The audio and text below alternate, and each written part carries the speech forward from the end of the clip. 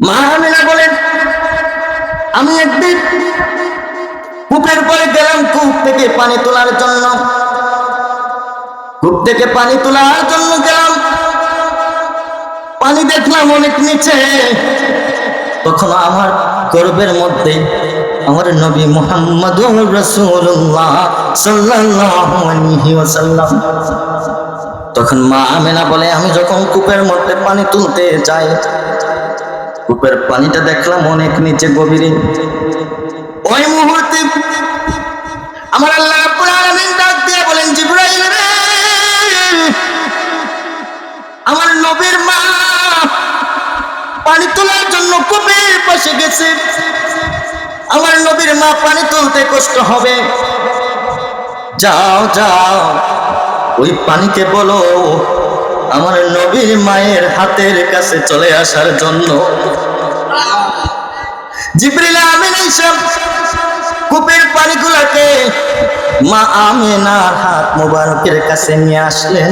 মা আমিনা বলে, আমি হঠাৎ করে দেখি পানি উপর থেকে নিচ থেকে উপরের দিকে উঠে আসতেছে, আমি বুঝতে পারলাম না কারণ কি। তখন আমার শ্বশুর আব্বাকে জিজ্ঞাসা করলাম, কাজী আব্দুল মুত্তালিব বলে, তুমি তো নবী দু জাহানের বাদশা মুহাম্মদুর রাসূলুল্লাহর মা, এই জন্য আমার আল্লাহ পানিগুলাকে তোমার হাতের কাছে নিয়ে এনে দিয়েছে। মা আমিনা বলে, শুধু তাই নয়, আমার সাথে এরকম আরো অনেক ঘটনা ঘটেছে। যা মা আমিনা বলে, আমি শুধুমাত্র নবীর মা হওয়ার কারণেই হয়তো আমি আমিনার সাথে এমন ঘটনা ঘটেছে। নবীর মা হওয়ার ফলে কত মর্যাদা বেড়ে গেছে। এই মা হওয়ার জন্য মক্কাবাসীর অনেক মহিলারা পাগল ছিল। খাজা আব্দুল মুত্তালিব বলেন, মাগো তুমি তো মুহাম্মদুর রাসূলুল্লাহ সাল্লাল্লাহু আলাইহি ওয়াসাল্লাম, যিনার নাম আগের কিতাবে ছিল আহমদ, তিনি আসবেন সেই সুন্দরতার জন্য, সেই নূর মুবারকের উসিলায় আল্লাহ রাব্বুল আলামিন তোমাকে এত মর্যাদা বাড়ায়। বাবারা আমার, বন্ধুরা আমার, আমার নবী নূর নবী মুহাম্মদ মুস্তাফা সাল্লাল্লাহু আলাইহি ওয়াসাল্লাম দুনিয়ার জমিনে আগমন করবেন। মা আমিনা বলেন, যেদিন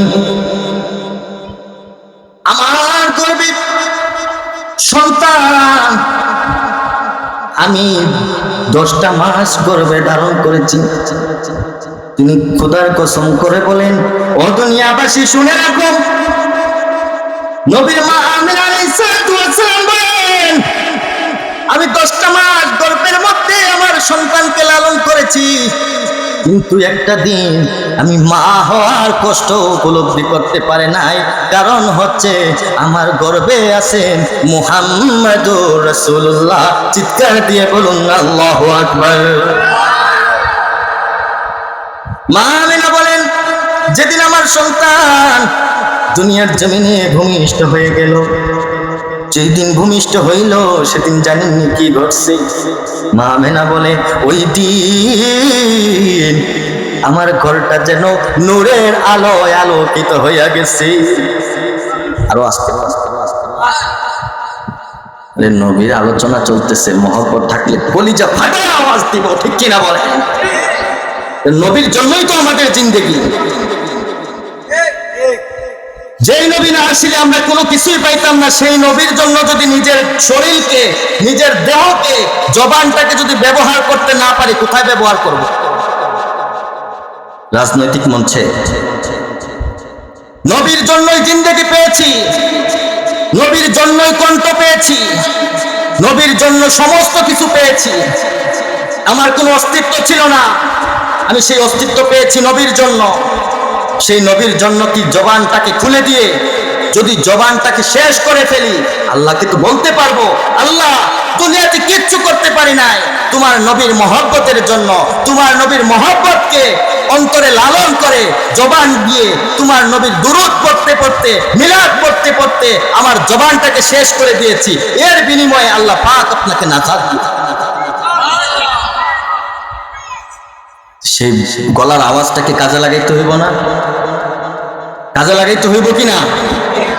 আমরা নবীর আলোচনায় কাজে লাগাই না।